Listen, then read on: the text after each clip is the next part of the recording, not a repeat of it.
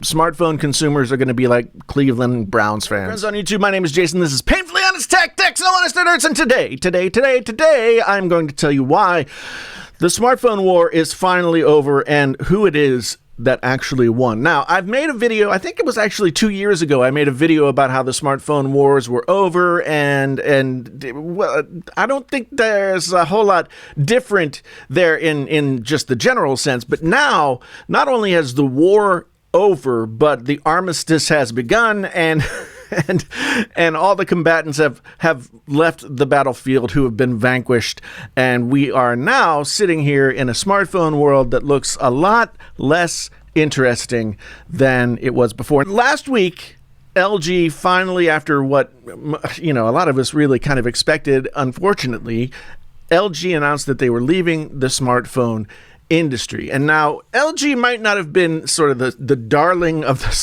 smartphone world or anything like that, but they were a pretty major player in the smartphone market. I mean, I've heard numbers like, they held 11 or 12% of the market. They held a decent percent of the US market, mostly on their budget phones. But LG, like them or not, was a pretty big player in the smartphone game.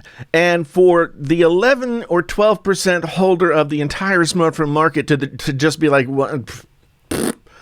and just, toss their chips and go cash out. That's not a small thing. That's not a small thing. I don't think that people have really talked about that all that much. I don't think we really understand exactly how big a deal it is for a player like LG to leave the game. The next largest player is probably Google, and I believe they have 3 or 4% of the smartphone market. The only game in town, well, there are two games in town, or two players that are playing the game. Apple and Samsung.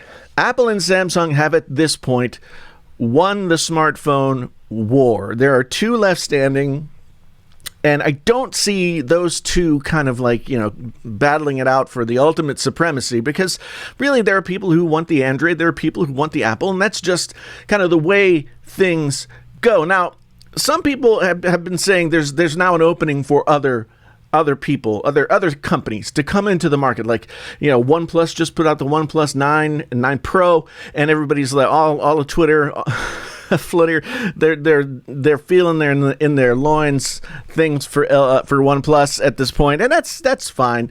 And some people are getting the Xiaomi bug, and they Xiaomi sending people phones, and they're like all excited about it, which I don't blame them. Well, OnePlus has been in the U.S. market now for 3 cycles. They've had the 7, 8, and now the 9. They're on T-Mobile Sprint or Mobile or whatever it is now. They're not that's not exactly like the best carrier in the US. I mean, they're a big carrier. I don't know. They've been on T-Mobile.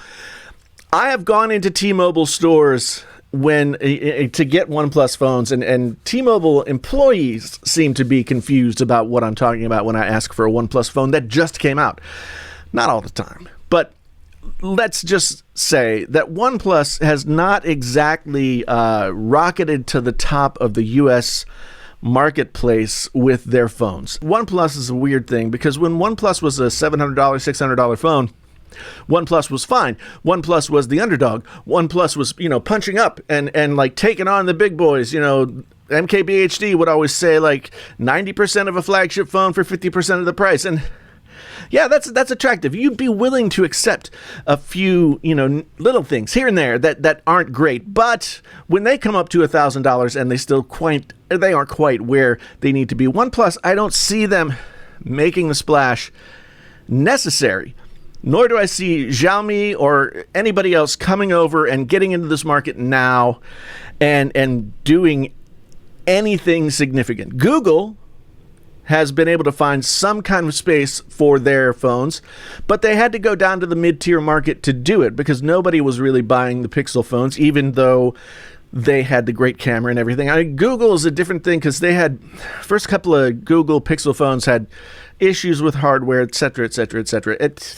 So Google has not done themselves any favors. LG had their own problems. They had their own issues. They couldn't market the phones out of a wet paper bag. They could not update the phones. Now they say they're going to continue to update their now dead lines of phones for 3 years, which don't hold your breath on that, people. The point is here, when it comes to the smartphone market, it's pretty much matured at this point.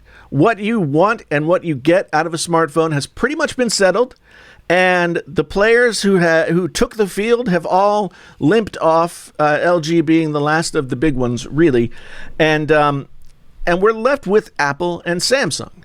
Many came, many have tried, nearly all failed to gain some sort of profitability in the smartphone market here in the US, and it just hasn't happened. So we have Apple, we have Samsung, and we have Google off to the side for people with a wild hair across whatever part of their bodies and that kind of thing. At this point, it's pretty safe to say that the smartphone market has matured, and we're not going to really see that much movement. Who really loses now that these smartphone wars are over? If Apple and Samsung are the winners, who are the losers? I'm going to tell you who the losers are. This is what I promised to tell you at the beginning of the video. The losers are you and me and all the rest of us. Because guess what? Now that the smartphone wars are over, now that the winners are still standing on the field, enjoying their victory, what are we going to get? Less. How are we going to get it? For the same price. And that is a given. Okay, it's already started. In fact, you could make the argument that it started back in 2017 when Apple took away the headphone jack and everybody else was like, okay, all right. And everybody came, LG was the holdout, and now LG is gone. Nobody cared enough about the headphone jack to, punish Apple for their courage. And so Apple won that day, and then Apple took away the charger this year, and Samsung went ahead and did the same thing, and everybody was following suit. So that's the thing. We now know that there is nobody going to win, lose, or place other than Apple and Samsung. And what we're going to see over the next several years is, in this mature market, Apple and Samsung playing a race toward the middle. Like, how little can we give the consumers so that they still buy our phones, but we don't have to keep spending more money.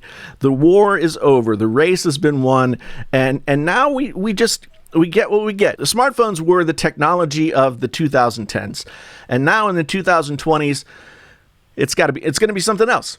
Will it be connected to smartphones? Maybe. Will it be connected to something else? Maybe. Who knows? We don't know. It has not really showed itself to us yet. But what we do know at this moment is that the smartphone wars were fought throughout the 2010s. We had all kinds of players enter the field, and now we have but two left, and Apple and Samsung have won the day. They make good products. I mean, I've got a Samsung phone right here. I've got an Apple phone right here. I mean, I'm a fan of both. So it's not a terrible thing, but the consumer always loses when competition goes away, and now competition is gone, and smartphone consumers are going to be like Cleveland Browns fans for the next 20 years. Anyway, tell me what you think down in the comments. Do you think that the consumers lose here? Do you think that Apple and Samsung have no competitors whatsoever? Tell me what you think down in the comments. We'll have that ever so popular, boisterous discussion. Otherwise, thank you so much for being here. If this was your first time and you want to come on back again, then like, subscribe, bell, notify yourself so you know when to come back to see more painfully honest videos where I'll talk about all things tech, smartphone, audio, etc., etc., etc. If you've been here before, thank you so much for coming back again. I hope you'll continue to do so. If you want to see another video that maybe relates to this topic or another topic that you might be interested in, they're going to pop up on the screen here. There are going to be a couple of others that are going to be down in the description below. Please do avail yourself of those videos. If you're still here, put hashtag courage in the comments down below, just to let me know that you made it to this point in the video. Anyway, once again, my name's Jason, sometimes known as the JTL. This is Painfully Honest Tech, so honest it hurts.